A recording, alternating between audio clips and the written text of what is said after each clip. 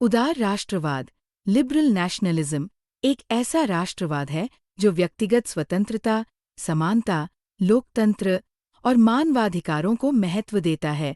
ये राष्ट्रवाद की भावना को लोकतांत्रिक सिद्धांतों और उदार विचारों के साथ जोड़ता है।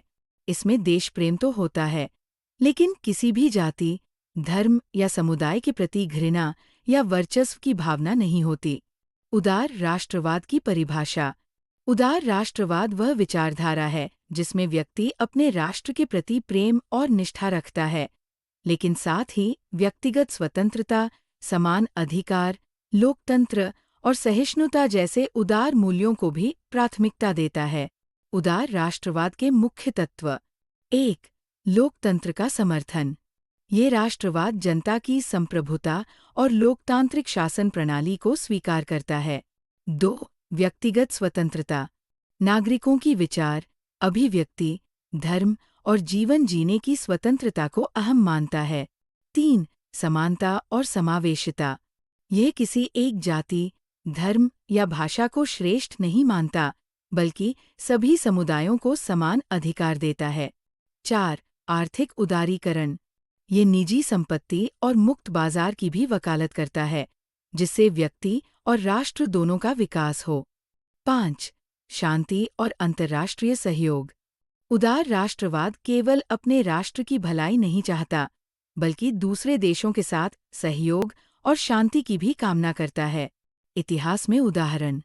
1. फ्रांसीसी क्रांति 1789 उदास स्माइली। स्वतंत्रता, समानता, भ्रातृत्व के सिद्धांत पर आधारित राष्ट्रवाद। भारत में उदार राष्ट्रवाद। भारतीय स्वतंत्रता संग्राम के शुरुआती दौर में 1885 से 1905 गोपाला कृष्ण गोखले, दादा भाई नौरोजी और फिरोज शाह मेहता जैसे नेताओं ने उदार राष्ट्रवाद की वकालत की। वे अंग्रेजी शासन के प्रति विरोध रखते थे, लेकिन संविधान और कानूनी ढांचे के भीतर रहकर सुधार की मांग करते थे। निष्कर्ष।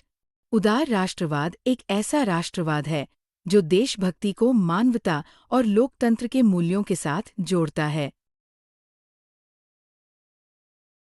साम्राज्यवाद क्या है?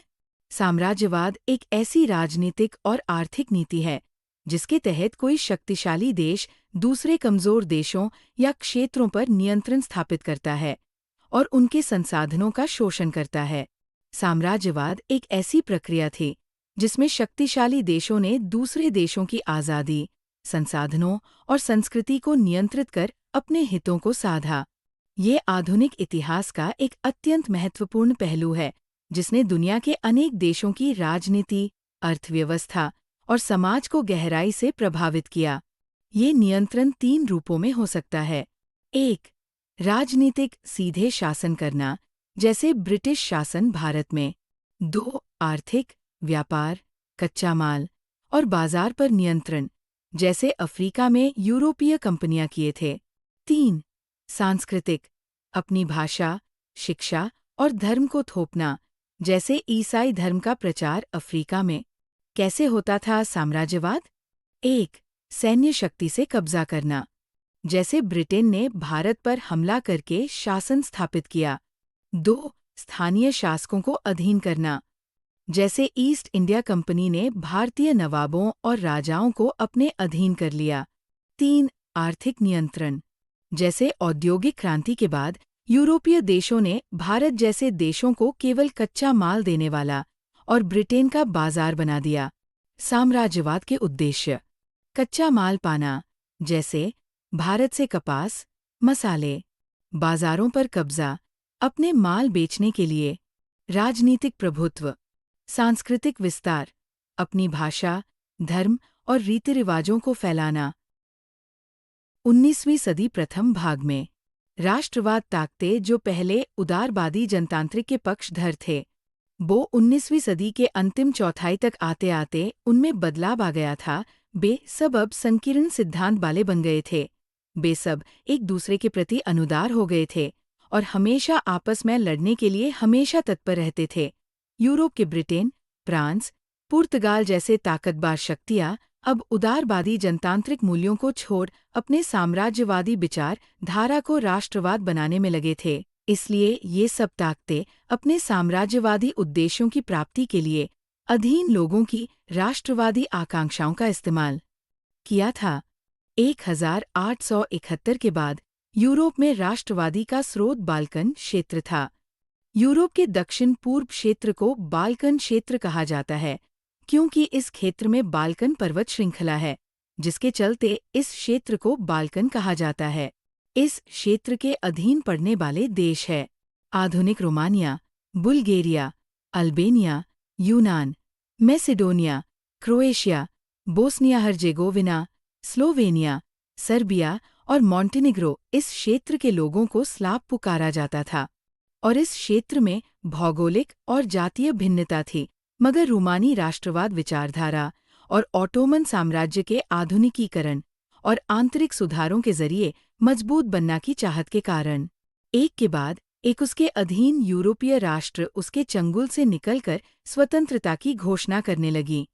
बाल्कन लोगों ने आज़ादी या राजनीतिक अधिकारों के अपने दावों को राष्ट्रीयता का आधार उन्होंने इतिहास का इस्तेमाल ये साबित करने के लिए किया कि वे कभी स्वतंत्र थे, किंतु तत्पश्चात विदेशी शक्तियों ने उन्हें अधीन कर लिया। बाल्कन क्षेत्र के विद्रोही राष्ट्रीय समूहों ने राष्ट्रवादी विचार धारा को लंबे समय से खोई आज़ादी को वापस पाने के प्रयासों के रूप में देखा। जैसे जैसे विभिन्न स्लाव राष्ट्रीय समूहों ने अपनी पहचान और स्वतंत्रता की परिभाषा अपने हिसाब तय करने की कोशिश की, बाल्कन क्षेत्र गहरे टकराव का क्षेत्र बन गया। बाल्कन राज्य एक दूसरे से भारी ईर्ष्या करते थे और हर एक राज्य अपने लिए ज्यादा से ज्यादा इलाका हथियाने की उम्मीद रखता था। परिस्थितियां तब और अधिक जटिल इसलिए हो गई क्योंकि बाल्कन क्षेत्र में बड़ी शक्तियों के बीच प्रतिस्पर्धा होने लगी। इस समय यूरोपीय शक्तियों के बीच व्यापार और उपनिवेशों के साथ नौसैनिक और सैन्य ताकत के लिए गहरी प्रतिस्पर्धा थी। जिस तरह बाल्कन समस्या आगे बढ़ी, उसमें यह प्रतिस्पर्धाएं खुलकर सामने आईं। रूस, जर्मनी, इंग्लैंड, ऑस्ट्रो-हंगरी की हर ताकत बाल्कन पर अन्य शक्तियों की पकड़ को कमजोर करके क्षेत्र में अपने प्रभाव को बढ़ाना चाहती थी। इस होड़ में इस इलाके में कई युद्ध हुए और अंततः प्रथम विश्व युद्ध हुआ।